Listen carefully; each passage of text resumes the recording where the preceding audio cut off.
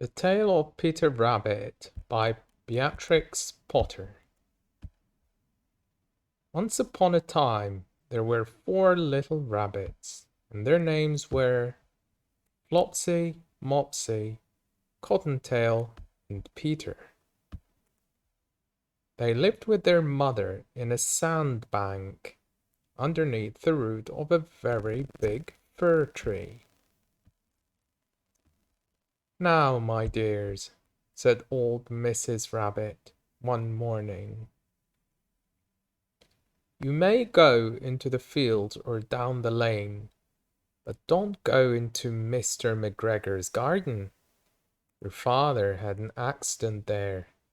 He was put in a pie by Mrs. McGregor.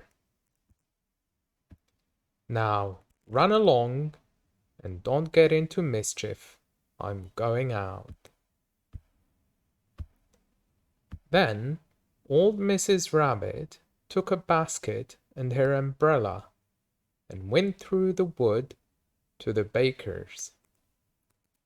She bought a loaf of brown bread and 5 currant buns. Flopsy, Mopsy, and Cottontail, who were good little bunnies, went down the lane to gather blackberries. But Peter, who was very naughty, ran straight away to Mr. McGregor's garden and squeezed under the gate. First he ate some lettuces and some French beans, and then he ate some radishes. And then, feeling rather sick, he went to look for some parsley. But round the end of a cucumber frame, whom should he meet but Mr. McGregor? Mr. McGregor was on his hands and knees, planting out young cabbages, but he jumped up and ran after Peter, waving a rake and calling out, "Stop, thief!" Peter was most dreadfully frightened. He rushed all over the garden, for he had forgotten the way back to the gate. He lost one of his shoes among the cabbages, and the other shoe amongst the potatoes. After losing them, he ran on 4 legs and went faster, so that I think he might have got away altogether if he had not unfortunately run into a gooseberry net, and got caught by the large buttons on his jacket. It was a blue jacket with brass buttons, quite new.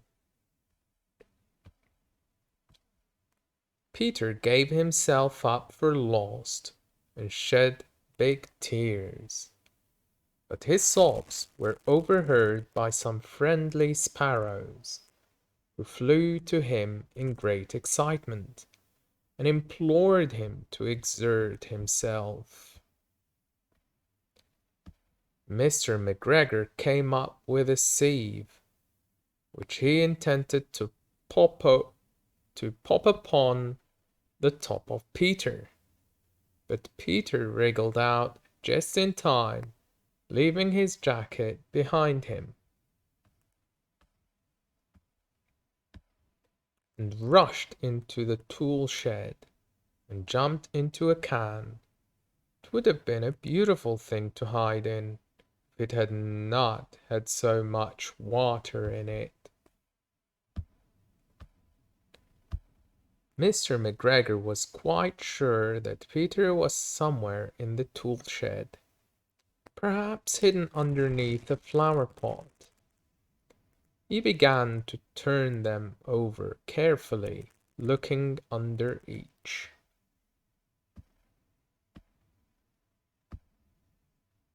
Presently, Peter sneezed. Achoo! Mr. McGregor was after him in no time, and tried to put his foot upon Peter, who jumped out of a window, upsetting 3 plants. The window was too small for Mr. McGregor, and he was tired of running after Peter.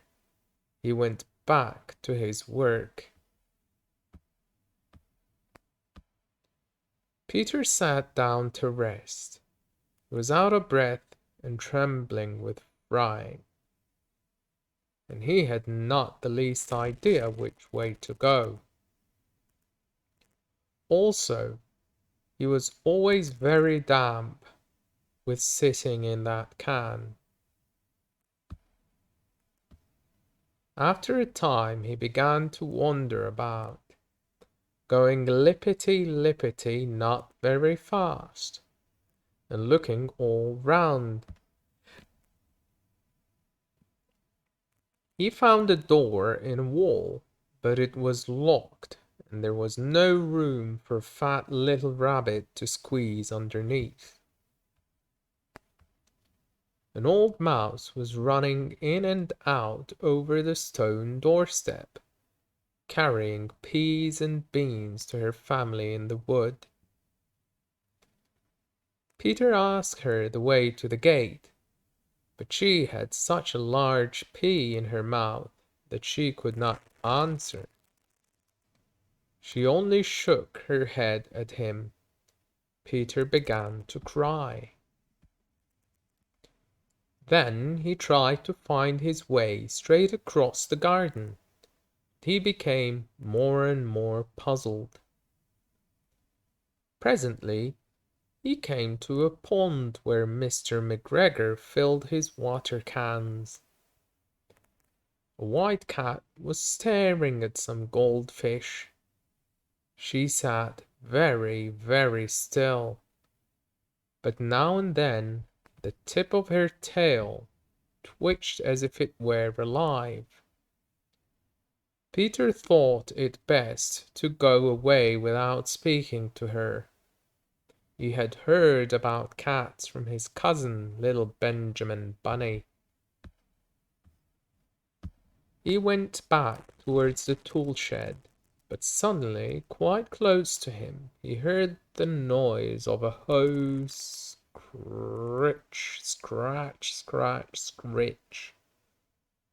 Peter scuttered underneath the bushes, but presently, as nothing happened, he came out and climbed upon a wheelbarrow and peeped over. The first thing he saw was Mr. McGregor hoeing onions.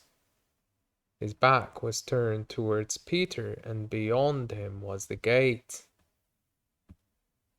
Peter got down very quietly off the wheelbarrow and started running as fast as he could go, along a straight walk behind some black currant bushes. Mr. McGregor caught sight of him at the corner, but Peter did not care.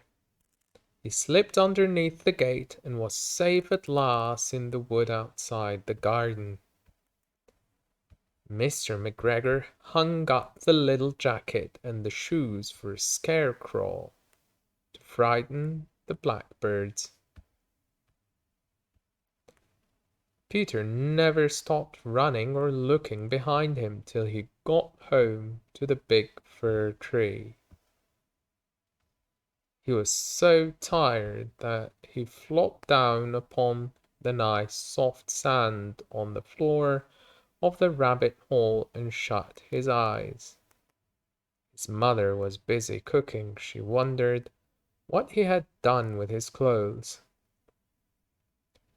It was the second little jacket and pair of shoes that Peter had lost in a fortnight. I'm sorry to say that Peter was not very well during the evening.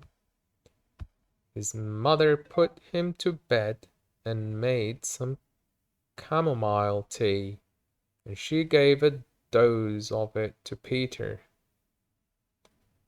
1 tablespoonful to be taken at bedtime. But Flopsy, Mopsy, and Cottontail had bread and milk and blackberries for supper. The end.